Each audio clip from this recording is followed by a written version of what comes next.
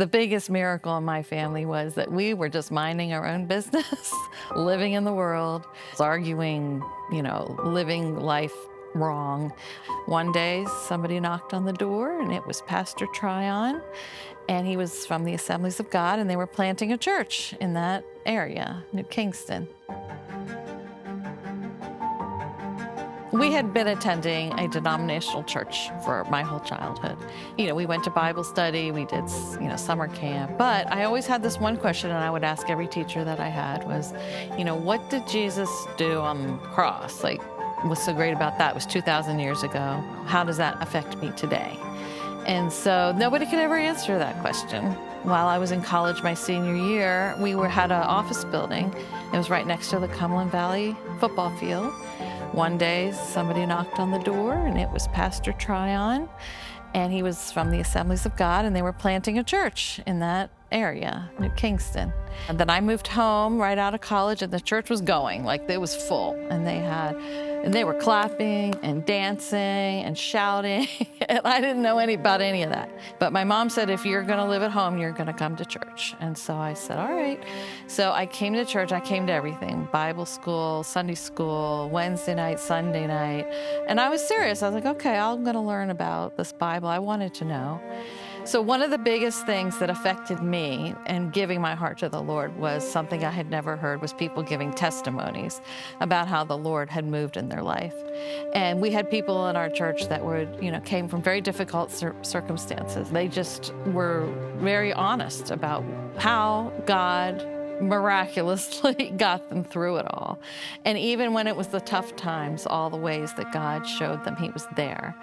And all of that really spoke to me because I had never heard people talk like that before.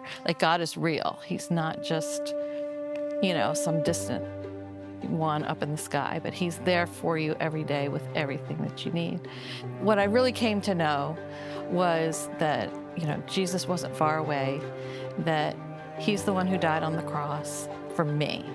And He died for the whole world, but He died for me. Every stripe that He took was for me. And when He died, He then went and took the keys of hell, and then He was resurrected.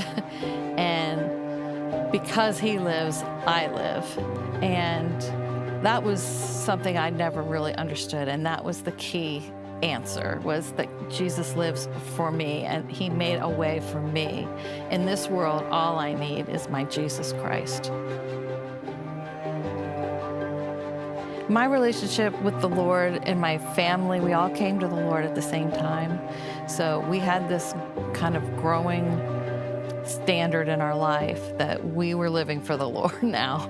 Reading the scriptures, teaching, all of those things were about just living our life for God. The biggest miracle in my family was that we were just minding our own business, living in the world, and all that involves arguing, living life wrong, all of those things. And then Jesus came and knocked on our door and saved us all. And I'm just so grateful, ever grateful, because He cared enough to come and find us. And He knew that we would be faithful to Him in the service over those 40 years. And even now with CLA Silver Spring, I feel honored to carry that forward.